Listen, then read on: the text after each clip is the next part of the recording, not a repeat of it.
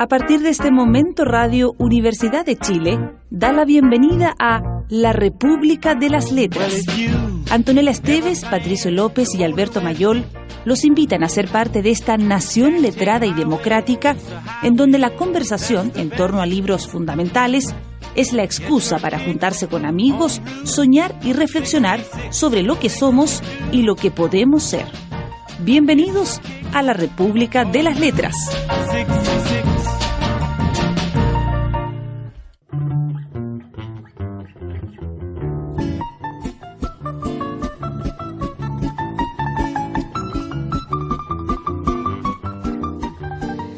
Hasta eso de las 3 de la mañana, su estado fue torturante estupor.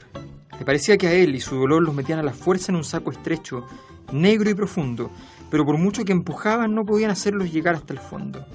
Y esta circunstancia, terrible ya en sí, iba acompañado de padecimiento físico. Él estaba espantado, quería meterse más adentro del saco y se esforzaba por hacerlo, al par que ayudaba a que lo metieran.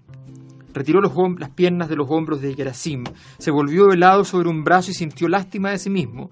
Solo esperó que Gerasim pasase a la habitación contigua y entonces, sin poder ya contenerse, rompió a llorar como un niño. Lloraba a causa de su impotencia, de su terrible soledad, de la crueldad de la gente, de la crueldad de Dios y de la ausencia de Dios. ¿Por qué has hecho tú esto? ¿Por qué me has traído aquí? ¿Por qué, dime, por qué me atormentas tan atrozmente? Y aunque no esperaba respuesta, lloraba porque no la había ni podía verla. El dolor volvió a agudizarse, pero él no se movió ni llamó a nadie. Se dijo: «Ala, sigue, dame otro golpe, pero ¿con qué fin? ¿Yo qué te he hecho? ¿De qué sirve esto?». Tolstoy, La muerte de Iván Ilich. Es el libro que esta semana nos acompaña, optimista y hermosa semana, con Patricio López, como cada noche de sábado. Buenas noches, Patricio. Buenas noches. Con Antonella Esteves. Esteva. Es que es la versión rusa. La versión rusa, Antonella Esteva. Antonella Esteblana. Qué bonito nombre. Qué bonito. Antonella Esteva. ¿Qué tal? ¿Cómo están? Muy bien, Sí. muy bien. Entusiasmadísimos con esta obra sobre el optimismo humano. Uy. Yo de hecho tengo quiero partir con una pregunta para ti. Por favor, adelante. Porque tú insististe en que leyéramos este libro, porque a ti te lo habían recomendado mucho, te habían dicho así como que era el mejor cuento de Tolstoy y que era lo más de lo más de lo más de lo más. Sí. Y ¿Sí o no? frente a tus expectativas, ¿qué tal anduvo La muerte de Iván Ilich? A mí me pasó lo siguiente. Lo leí 2 veces. Ya. La primera vez dije, no era para tanto. Y la segunda vez dije, wow. Parece muy bueno, que sí. Parece que sí. Y quedé con la duda porque tendría que seguir leyendo. Porque lo que me pasó, por ejemplo, a mí me pasó con 100 años de soledad, que la primera lectura no me gustó. La segunda me pareció bastante interesante, la tercera me pareció sencillamente deslumbrante. Ya. Entonces, no lo sé. No es un texto que uno diga la genialidad, pero cuando uno empieza a repasar las formas, cuando uno vuelve a leerlo, dice, parte con el aviso en el diario, la sencillez, la normalidad, todo lo que esconde esa normalidad, parte con la reunión de la viuda con el amigo, preguntándole en el fondo por el dinero posible de la herencia y los pagos del Estado correspondientes a la muerte de Iván. Todos esos detalles, ese viaje desde esos detalles tan superficiales hasta la negrura de una muerte que no tiene que ver con la muerte física solamente, sino que tiene que ver con esa ir saliendo del mundo dolorosamente. Yo creo que es una obra que en esa construcción a mí me ha ido convocando a posteriori, pero reconozco que la primera lectura me pasó un poco que dije, bueno, pero no, está bien, pero no era para tanto.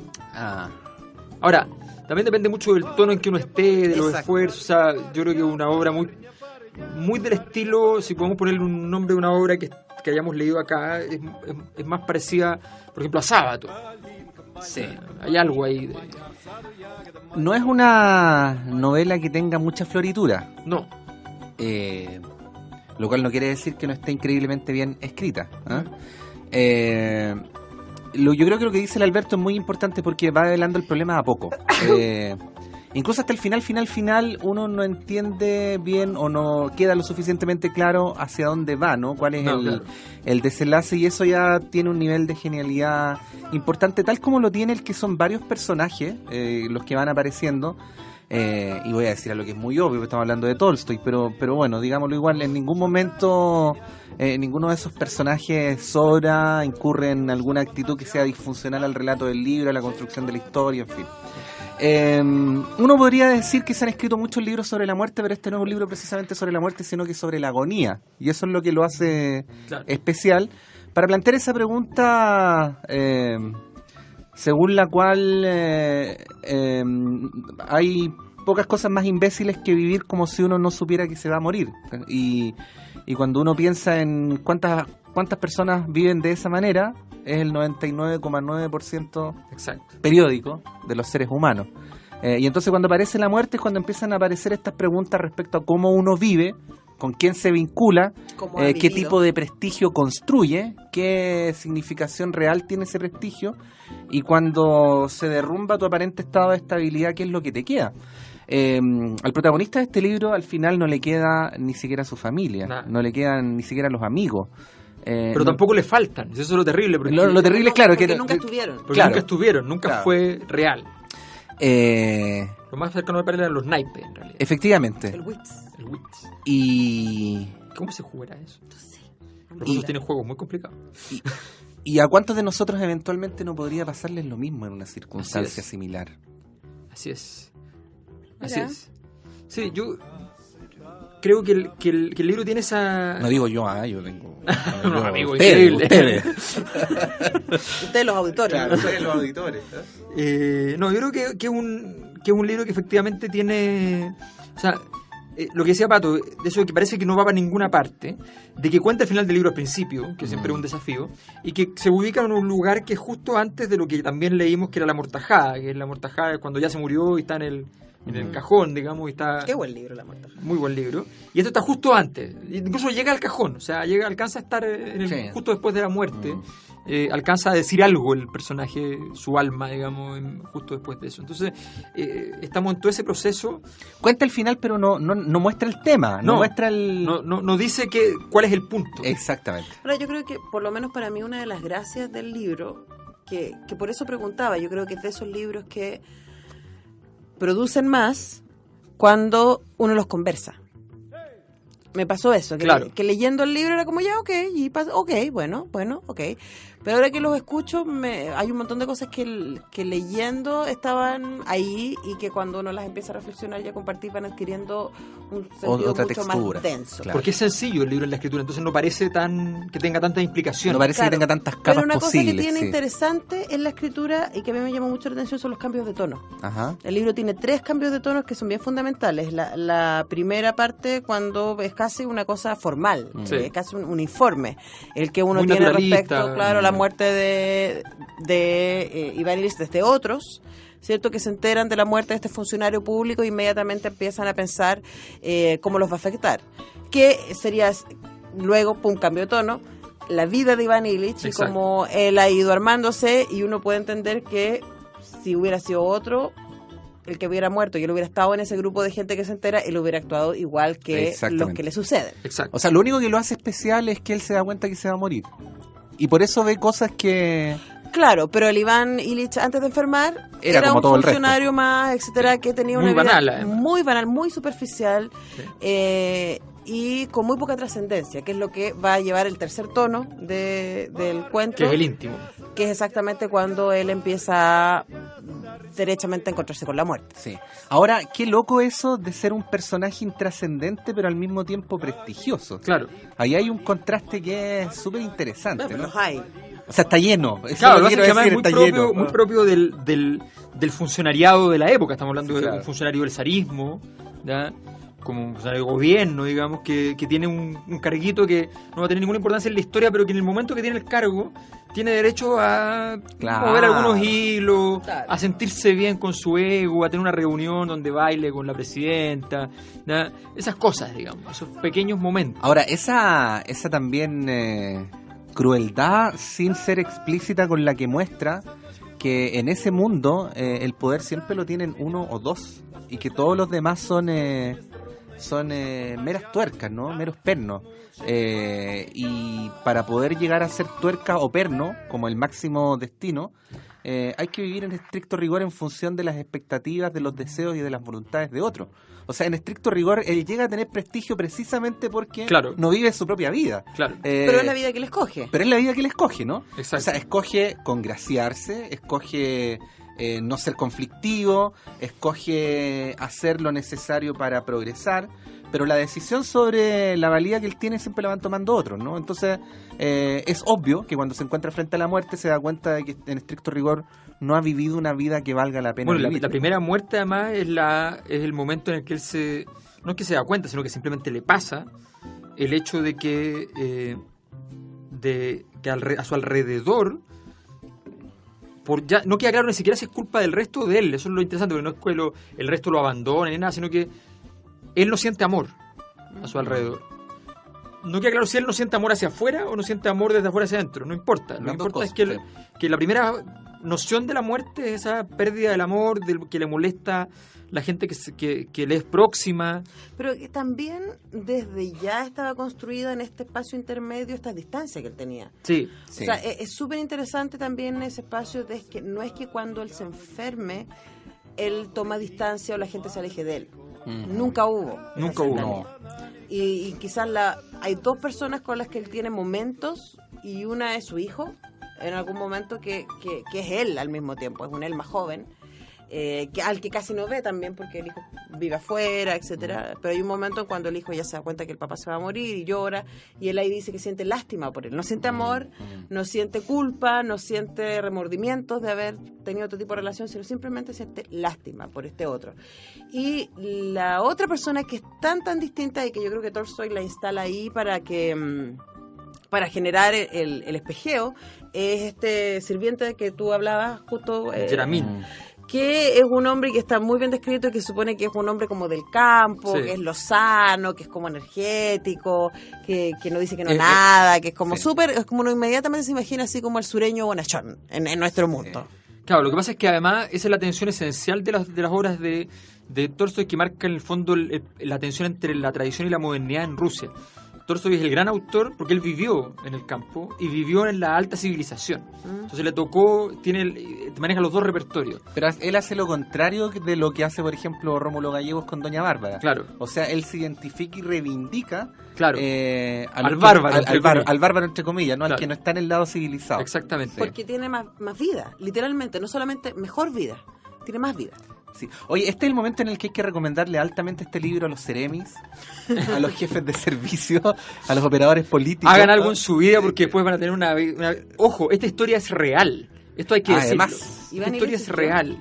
Iván Ilich, con otro nombre, es una historia real que se entera Tolstoy por un amigo, le cuenta la historia de este juez de instrucción que había fallecido, y le cuenta los enormes padecimientos de los que sufrió y las pocas cosas que logró comentarle a algunos de sus amigos, sus más cercanos, durante su agonía, su larga agonía con enfermedades que no entendía al principio, que el problema primero es más bien médico y después existencial, toda esa evolución, se la cuenta, y él queda muy conmovido con la historia y empieza a imaginarse cómo fue, digamos, empieza a reconstruir. Ahora, con todo el sentido histórico, ojo, que Tolstoy es de los novelistas de la época, no solo naturalista en el sentido de querer dar una noción del mundo tal como es, sino que además hacía fuerte investigación respecto a los casos. Entonces lo más probable es que haya hecho un buen trabajo al respecto. Sí, bueno, a propósito de lo que decía Pato, en general uno es bien desesperanzado y cada vez más cínico respecto a la gente que está en política, pero yo debo decir que este fin de semana conocí a un par de mujeres que trabajan en política y que son autoridades regionales, y que de verdad me renovaron la esperanza en decir: wow, ya, igual todavía hay gente que está ahí entusiasmada con la pega y no con el poder. Sí. Ahora, corriendo el riesgo de que esa cuestión está ahí a la vuelta de la esquina, y en cualquier área cualquier persona puede transformarse. Lo que pasa es que la nombren ministra. Claro, lo que pasa es que la gente que vive así, para no dejar de ser así, tiene que estar dispuesta a perder el poder. Claro. Cosa que Iván Ilich no. Claro, pero yo creo que ahí está ¿cómo diríamos? Ahí está la alerta. De alguna manera, es que tú sabes que esto es temporal, que estoy aquí ahora, o tú sabes que si quieres permanecer tienes que hacer esto y esto y esto, que es un poco la opción de Iván Ilich. Me parece muy interesante una frase que hace Tolstoy cuando Iván Ilich recién es nombrado en el último puesto que él quería, porque finalmente lo que a él le interesaba era ganar una cantidad de dinero. Sí. pero además de lograr este nuevo puesto, tiene la cantidad de dinero, pero además tiene un nuevo estatus, y él empieza a decorar su casa fascinado, ¿cierto? Sí. Invierte mucha plata en las cortinas, en los muebles, no sé, las lámparas, etcétera. Y Tolstoy se tira una frase tipo, y se esfuerza mucho en que su casa parezca algo particular, cuando en realidad es igual que todas las casas de aquella gente que se quiere parecer a otra gente. Bueno, y estaba en Es eso. brutal, sí. Y estaba en eso cuando se cae. Claro, en eso está. Claro, y esa escena, que no tiene ninguna pretensión formal metafórica, a mí me pareció que la tenía toda, ¿no? Claro, o sea, cuando estaba pero es justo en sencilla. ese momento, Se cae. Y ahí empieza, Haciendo arreglos en la casa. y ahí empieza la cuesta abajo en la rueda. Claro, pues se supone que en ese momento no le pasa nada, pero después que luego lo conversaremos, que ese golpe le trajo las consecuencias que terminaron siendo mortales. Sí, porque debíamos ir a un tema porque llevamos unos par de minutos, yo creo. Sí. Yo parto. ¿Tú partes? Sí. A ver, Sí. parte, Patricio, por favor. Esta es una canción de alguien que la quería a ella. Yo no sé si Iván Illich la quería a ella, pero lo que sí es cierto es que ella solo le pedía dinero. Wow. Sí. Esta canción se llama Mensajes de amor de curso legal, Oh. que es de Serrat, pero para no poner a Serrat siempre, vamos a escuchar la versión de Pablo Milanés.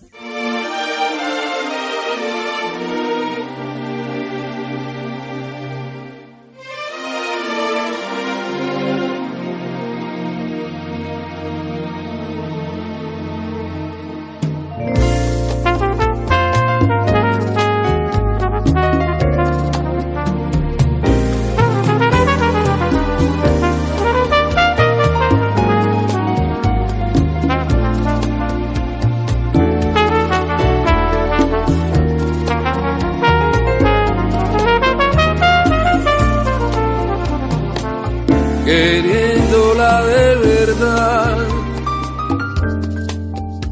como la quiero, puse mi vida a sus pies y me rendí, pero no quiso mi vida, solo me pidió dinero,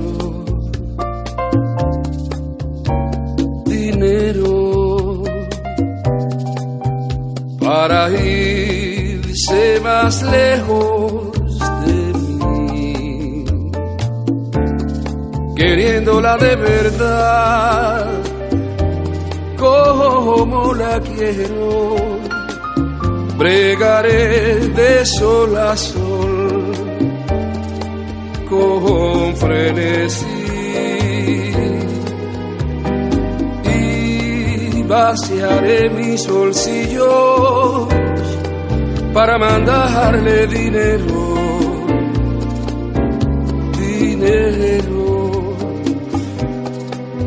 para irse más lejos de mí. Uno por uno, cada billete que ganaré, devotamente por las dos caras los besaré, y así cuando le llegue noticias mías, se juntarán mis besos de amor con sus besos de alegría. Dinero, dinero, dinero vil metal, mensaje de amor de curso legal.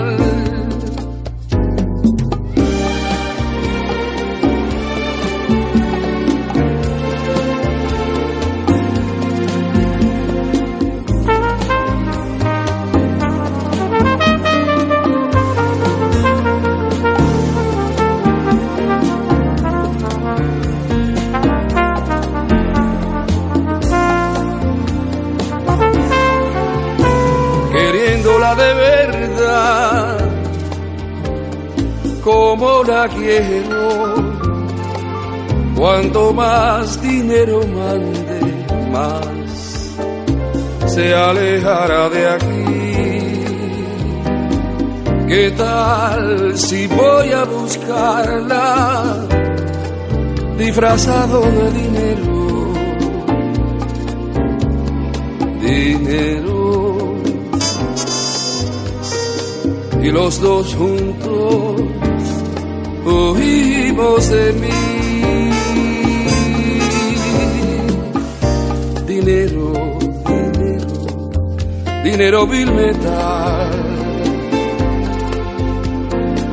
mensaje de amor de curso legal.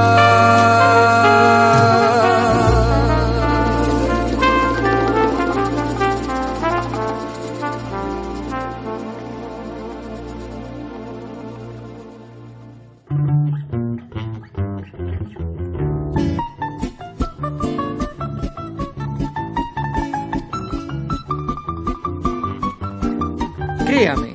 Y ella empezó a hablar otra vez de lo que claramente era el asunto principal que con él quería ventilar, a saber, cómo podría obtener dinero del fisco con motivo de la muerte de su marido Iván Ilich.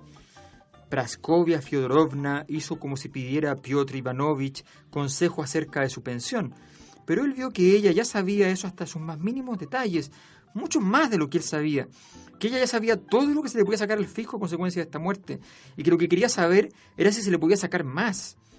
Piotr Ivanovich trató de pensar en algún medio para lograrlo, pero tras dar vueltas al caso y por cumplir, criticar al gobierno por su tacañería, dijo que a su parecer no se podía obtener más.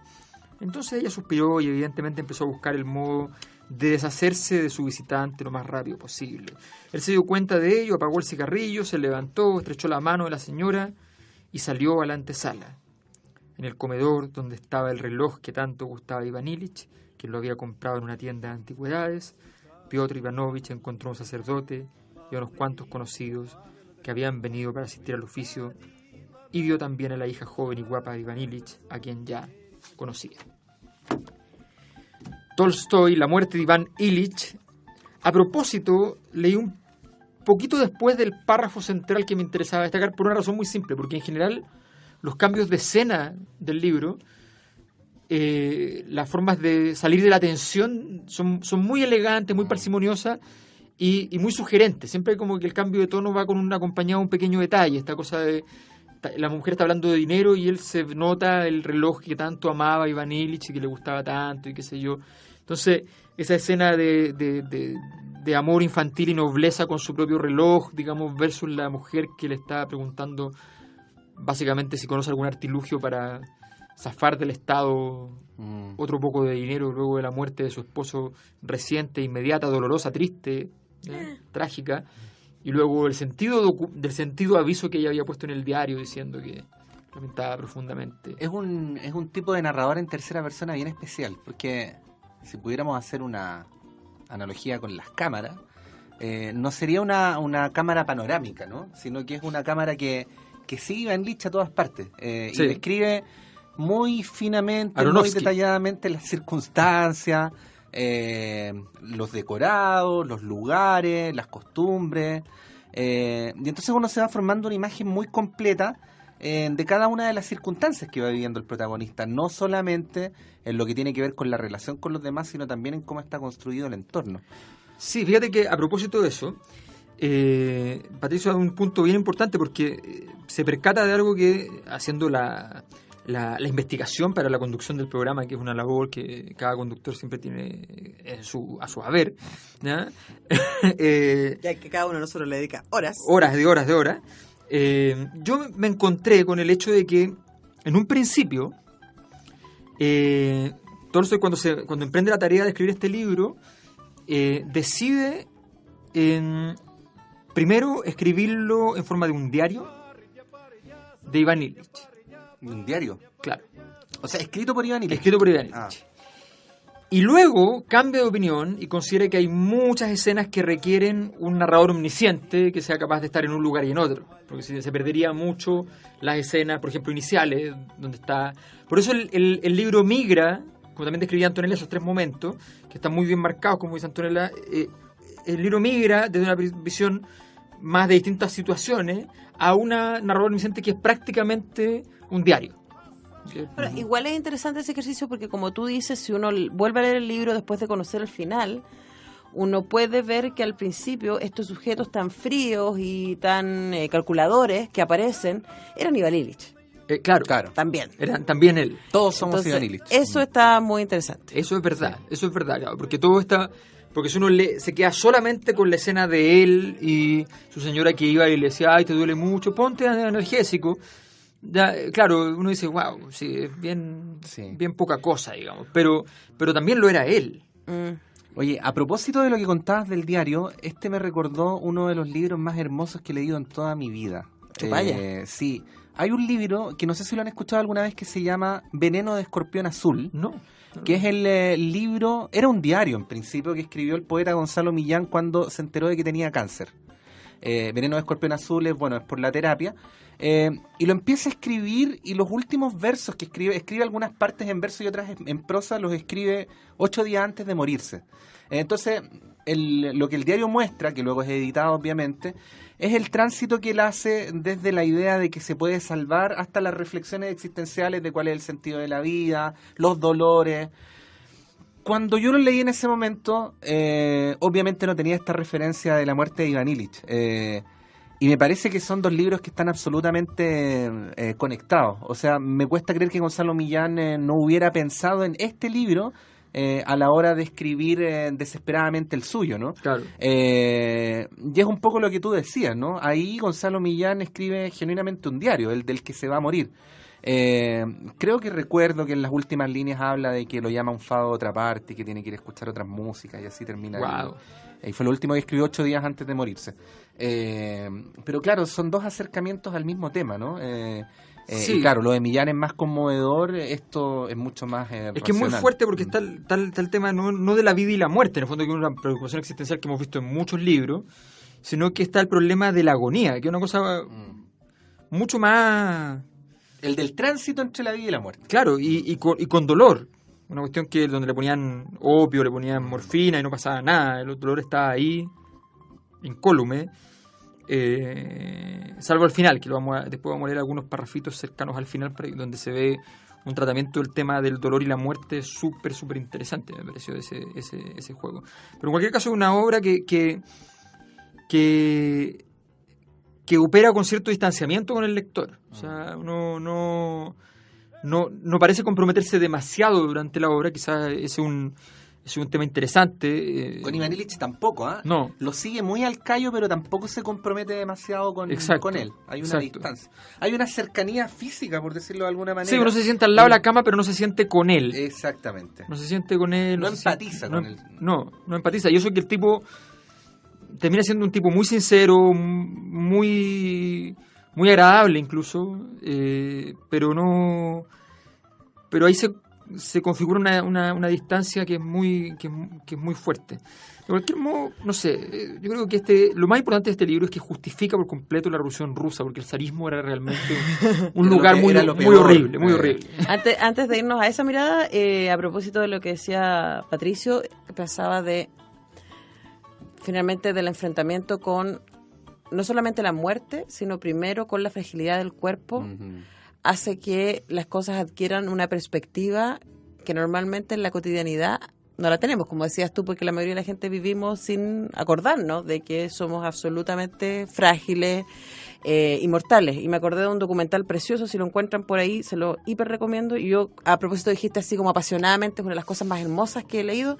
Yo creo que este es uno de los documentales más hermosos que he visto, que se llama Agora Lémbrame, de Joaquín Pinto, que es un documental portugués que ganó Valdivia el año pasado. Yo lo había visto en el Festival de Documentales de Buenos Aires antes. Y es un documental hecho en primera persona. Entonces también tiene el ejercicio de un diario de un hombre que ha sido diseñador de sonido de cine durante toda su vida, que es homosexual y que especialmente finales de los 80, principios de los 90, vio casi todos sus amigos morirse de SIDA. Y él tiene SIDA, pero no ha muerto. Y lo que vemos es básicamente su diario de los tratamientos finales. Y es maravilloso y terrible. Es un documental súper largo, muy difícil de ver porque es un diario, más bien como una bitácora. Entonces tiene partes que son muy narrativas, donde él va contando su relación con su pareja, con sus perros, el campo, su trabajo, etcétera. Y tiene pasajes que me imaginaba esta cosa de escribir en prosa y también en verso. Y tiene pasajes que son pura locura, que son unos montajes audiovisuales que son muy, muy expresivos, pero que tienen poco narrativo, lo que hace un poco desafiante. Claro, pura energía liberada. Y como van cambiando las circunstancias, porque, bueno, no es precisamente este libro, pero al principio del otro está la gran batalla por la vida, ¿no? Él partió diciendo, me voy a salvar. Claro. En la medida que el libro avanza, las victorias tienen que ver con ser capaz de bajar la escalera y lograr recoger el mercurio el día domingo. Y eso te muestra cómo en ese tránsito las expectativas van cambiando tan radicalmente. Se equivocaba, se contaminaba de nuevo. Claro. Tremendo. Claro, en fin. Antonella, por favor. Sí, también buscando música para un libro como este tampoco es tan fácil. No iba fácil. a poner Eddie Brickens and the New Bohemians con What I Am, que me pareció apropiado de todas las preguntas finales que se hacen, que no hemos entrado ahí todavía, pero creo que en el tono estaba mucho mejor Jeff Buckley con esto que se llama Último Adiós, Last Goodbye.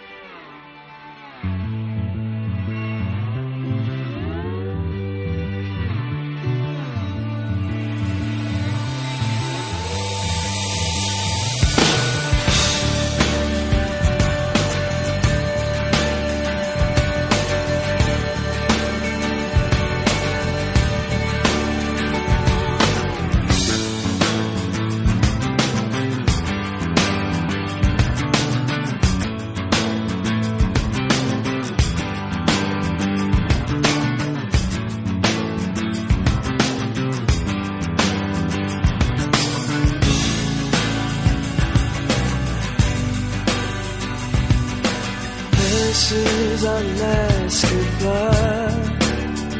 I hate to feel the love between us die, but it's over. Just hear this and then I'll go. You gave me more to live for, more than you'll ever know.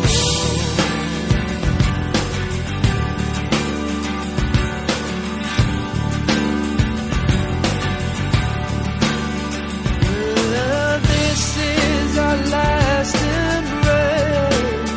Must I dream and always see your face? Why can't we overcome this wall? Baby, maybe it's just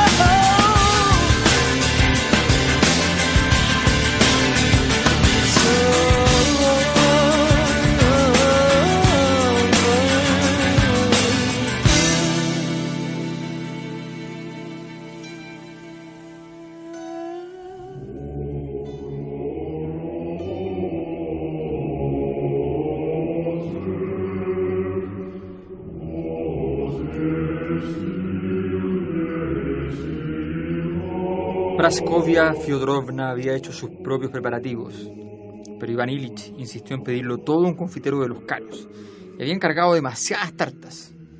Y la disputa surgió cuando quedaron sin consumir algunas tartas y la cuenta del confitero ascendió a 45 rublos.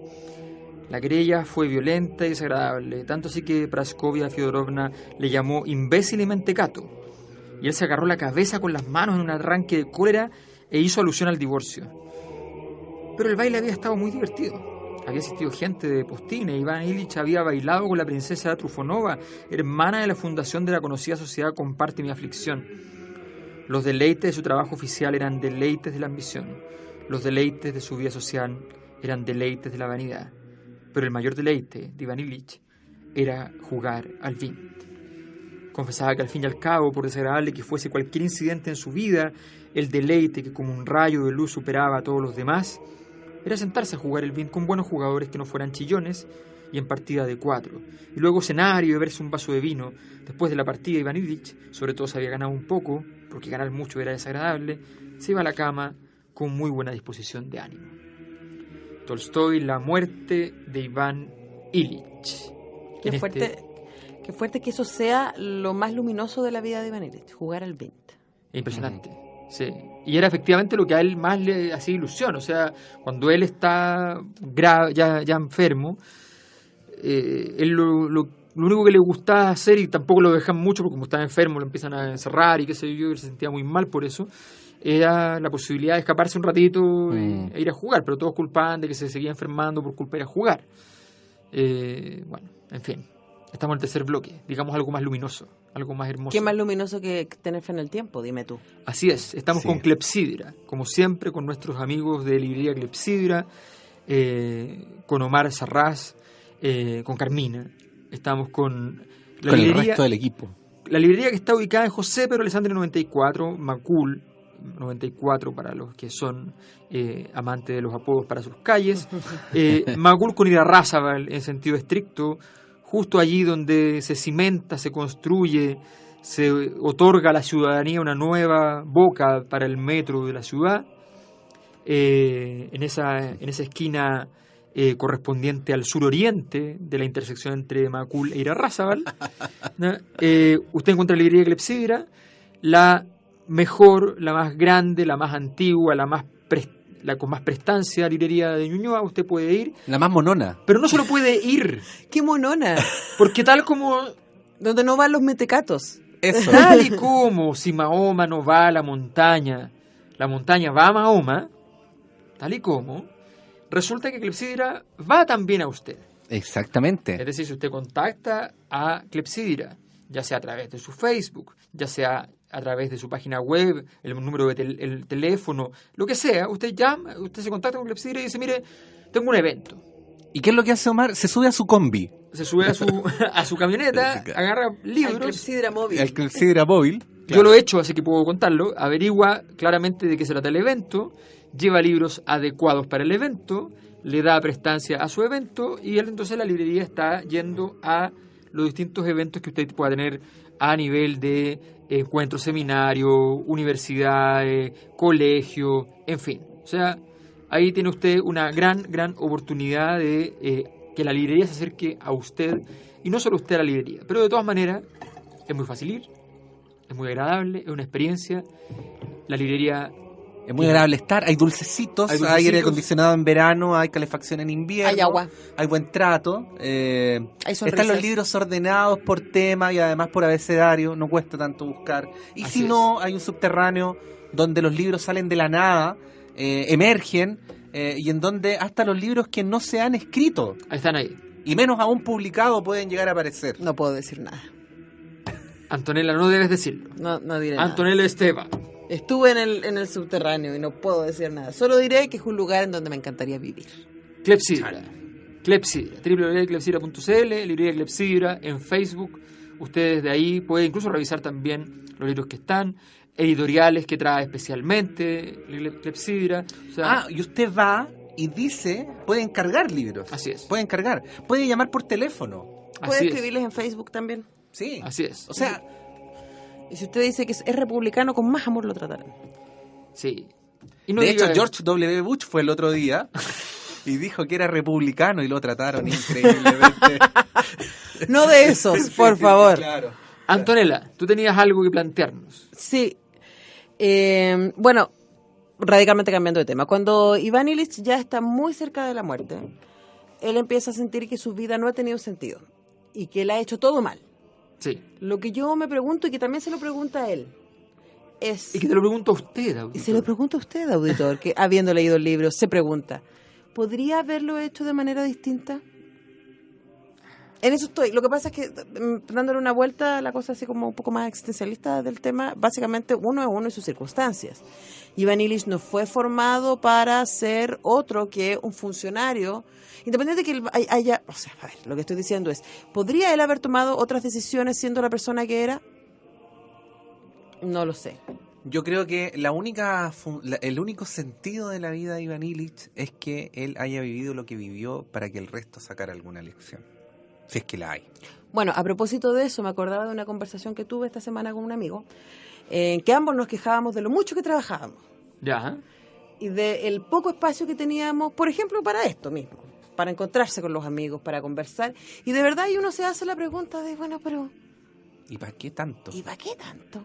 Y a lo que voy es que, insisto, uno tiene la distancia intelectual, digo, y emocional, en algunos casos, para poder ser consciente de, me metí en un tren y voy en el tren y voy absolutamente lanzado y estoy dejando de jugar Vint, de alguna manera. O estoy permitiendo que sea eso, ¿cachai? O no sé, llegar a la casa, prender la tele y echarme media hora y decir, esto es lo más luminoso de mi día. E igual es bien inquietante. Mira, hay una frase que es de Tolstoy, precisamente, pero que está citada por el gran sociólogo Max Weber, al final de uno de sus libros más importantes. Él dice, cita respecto al ser humano del siglo XX en adelante, y toma una frase de Tolstoy que es: especialistas sin espíritu, hedonistas sin corazón.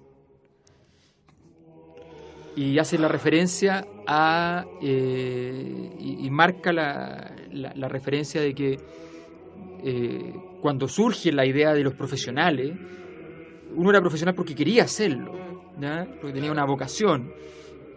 Nosotros ya desde un momento en adelante, lo he escrito en 1905, estamos obligados a hacerlo. Ahora, es que yo me pregunto, y corre la pregunta para mí y también para Iván Illich, es... Yo siempre he querido que uno termina haciendo lo que quiere hacer, siempre. La gente no.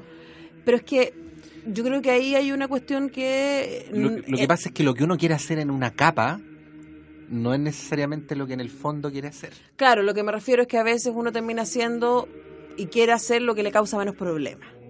Por ejemplo, no porque, qué rico hacer esto, sino porque ya sé que hago esto y me soluciono esto y me evito esto otro y no sé qué. A eso es lo que me estoy refiriendo. Entonces, quizá la pregunta para Iván Illich es, claro, él termina haciendo todo lo que quiere hacer. Él tiene el trabajo que quiere, se casa con la mujer que quiere cuando se quiere casar. Cumplió su sueño. Tuvo la vida que él quería. Sí. Yo creo que quizás la pregunta es, ¿por qué queremos eso? Claro, tuvo la vida que él quería y al final no la quería. Pero vamos a escuchar un tema. ¿Qué vamos a escuchar, Alberto? ¿Cómo Yo solo busqué música rusa. Muy bien. Y después de buscar mucha música, encontré un tema que nadie conoce, que se llama algo así como Bielborovna. y que muy probablemente tiene algo que me gustó. Claro. Y entonces dije... Pero ¿cómo se llama la canción? Bielborovna. Pero eso en ruso quiere decir Iván Illich. El amigo imaginario. Claro. Vamos, Ricardo, gracias.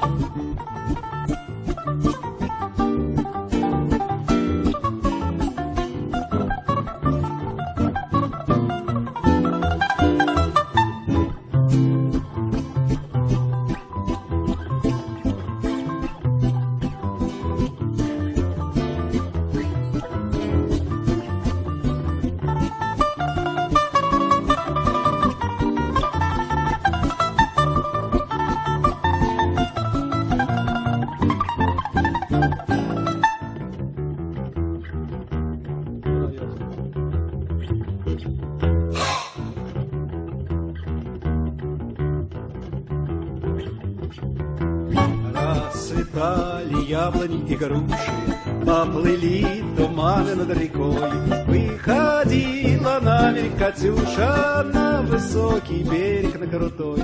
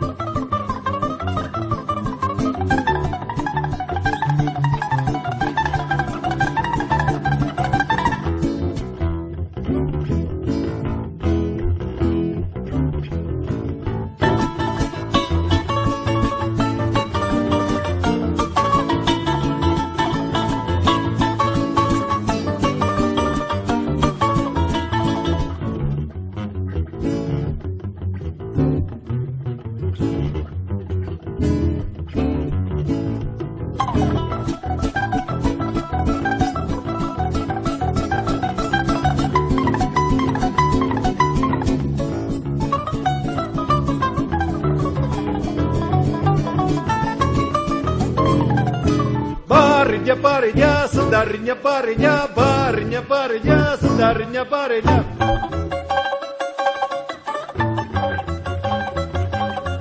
Калинка, малинка, малинка моя, в саду ягода, малинка, малинка моя.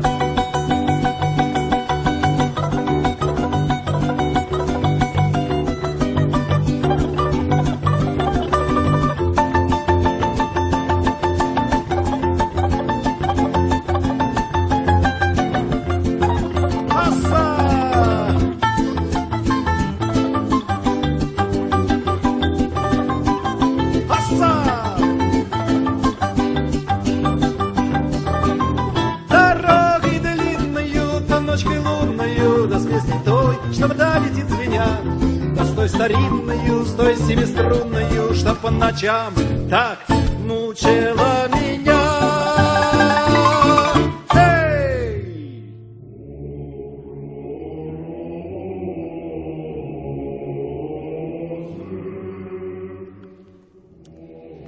Y de pronto vio claro que lo que había estado sujetando y no le soltaba, le dejaba escapar sin más por ambos lados, por 10 lados, por todos los lados. Les tenía lástima a todos. Era menester hacer algo para no hacerle daño, liberarlos y liberarse de esos sufrimientos. Qué hermoso y qué sencillo, pensó. ¿Y el dolor?, se preguntó. ¿A dónde se ha ido el dolor? A ver, dolor, ¿dónde estás? Y prestó atención. Sí, aquí está. Bueno, ¿y qué? Que siga ahí. ¿Y la muerte dónde está? Buscaba su anterior y habitual temor a la muerte y no lo encontraba. ¿Dónde está? ¿Qué muerte? No había temor alguno porque tampoco había muerte. En lugar de la muerte había luz. ¿Con qué es eso?, dijo de pronto en voz alta. ¡Qué alegría! Para él todo esto ocurrió en un solo instante, y el significado de ese instante no se alteró. Para los presentes la agonía continuó durante 2 horas más. Algo borbollaba en su pecho, su cuerpo extenuado se crispó bruscamente, luego el borbolleo y el estertor se hicieron menos frecuentes. Este es el fin, dijo alguien a su lado. Él oyó estas palabras y las repitió en su alma. Este es el fin de la muerte, se dijo. La muerte ya no existe. Tomó un sorbo de aire, se detuvo en medio de un suspiro, dio un estirón y murió. La muerte de Iván Ilich, en directo. Tolstoy, Narrada por él mismo. narrado por el mismo. Probablemente yo no hice mi apreciación al principio del programa. Probablemente este sea uno de los libros menos espectaculares que he leído. No hay pirotecnia. No, nada. Nada. No hay emociones fuertes. Pero sea de esos libros que uno necesita rumiarlos un buen rato y dejan tarea para la casa. caleta. Y de nuevo, como siempre sucede en este programa, y de hecho el otro día estaba pensando que la gracia de que llevemos 3 años y medio haciendo esto es que nosotros 3 podríamos hacer el ejercicio de ir y escuchar nuestros primeros programas y darnos cuenta cuánto hemos cambiado desde ese momento. Sin duda. Y probablemente nuestros auditores que nos acompañan de ese momento también, aunque no quede registrar sus reflexiones, también pueden recordar en qué estaban y qué les pasaban. ¿No son 4 años y medio? Son 4 años y medio. Mediados de 2010, pues, ¿o no? De hecho, pues. les iba a preguntar incluso si habíamos leído Tolstoy antes, porque yo no me acuerdo. Y se acuerdan que yo era la que me acordaba de las cosas. Oye, tarde o temprano vamos a hacer un libro por segunda vez, pero no porque lo decidamos, sino porque nos vamos a cachar hasta que ya vayamos De hecho, lanzado. casi lo hicimos. Casi lo hicimos. Yo iba como en la mitad del libro y fue como... Parece que está Nosotros leímos. ¿Qué libro era? El coronel no tiene que le escribir. Mira. Sí, pues. Qué locura. Pero Tolstoy yo creo que no lo habíamos hecho. Tengo la impresión de que no. No habíamos hecho. Habíamos hecho rusos, habíamos hecho a Hicimos Pushkin jugador. y habíamos hecho a Dostoyevsky. Exactamente. Eso era nuestro... Ahora, claro, porque soñamos con hacer Ana Karenina en algún momento, y Sí. La Guerra y la Paz, y los hermanos Karamazov, y sobre La parte todo, de la paz podríamos hacerla bien más corta. y sobre todo Crimen y Castigo, que por supuesto, pero digamos que no están las No condiciones. están dadas las condiciones. Pero podríamos buscar la edición de resumen. para Tommy. Dostoyevsky en 30 minutos. Pero bueno, este es un libro que es considerado una de las obras maestras de Tolstoy, y además es cortísimo. Tiene 100 páginas. Claro, Es la versión que nosotros leímos. es novela o cuento largo, novela corta, cuento largo, como ustedes quieran. Así es que si no tienen tiempo para sumergirse completamente en Tolstoy, esta es una experiencia plena de Tolstoy Express. Mira, yo en la edición que nos enviaron desde Clepsidra, que está es de Alianza Editorial, ahí además viene la otra novela corta que se llama Haji Murad, que es que alcanza a leer un pedacito, ¿ya? Y que está ambientada en Chechenia. Y es de las relaciones entre los rusos y los islamistas de la zona. Es un libro Ideal para... también histórico. Sí. El caso también es cierto, también es real. Ese tiene mucha investigación y qué sé yo. Entonces, y es bien potente como para enfrentar este problema de los anacronismos, las distintas épocas, las distintas texturas, que aquí aparece muy limitadamente con este personaje Yerisem, pero que en Haji Murad viene ya mucho más detallado. Yo creo que vale la pena. Tolstoy es de los tipos que más pensó ese momento clave que entre fines del 19, comienzos del 20. Yo creo que vale la pena meterse ahí y husmear. Yo tenía un profesor, me acuerdo, de ciencia política, que decía que de pronto había que dejar de lado todos los textos de ciencia política y bastaba con meterse de verdad en leer La Guerra y la Paz de Tolstoy, ¿no? O Zaratustra, Sí. ¿no? Qué sé yo, y a partir de eso... Queda todo mucho más claro. Sí. Bueno, un mensaje a la OTAN. Los rusos siempre la han llevado. Sí, no va a ser fácil. Putin lo sabe. No va a ser fácil. Bien, nos vamos. Cuídense mucho, gracias por Como cada escucharnos. sábado estamos encantados de acompañarlos y estamos encantados de que nos acompañen. Patricio López, Antonella Esteva. Nuestro querido Ricardo en los No, el controles. señor Ramírez. Perdón, el señor Ramírez. Patricio- La autoridad. Hoy contamos Patricio con la presencia... Lopevitsky. Sí, hoy contamos con la presencia de las autoridades. Wow, sí. Por eso estuvimos Sí. especialmente... ¿Y quién les habla? Alberto Mayolich. Se despiden en este sábado Que estén bien. de Tolstoy. Adiós. Chao. Antonella Esteves, Patricio López y Alberto Mayol y su República de las Letras regresan la próxima semana con un nuevo libro y nuevas conversaciones. Los esperamos. En route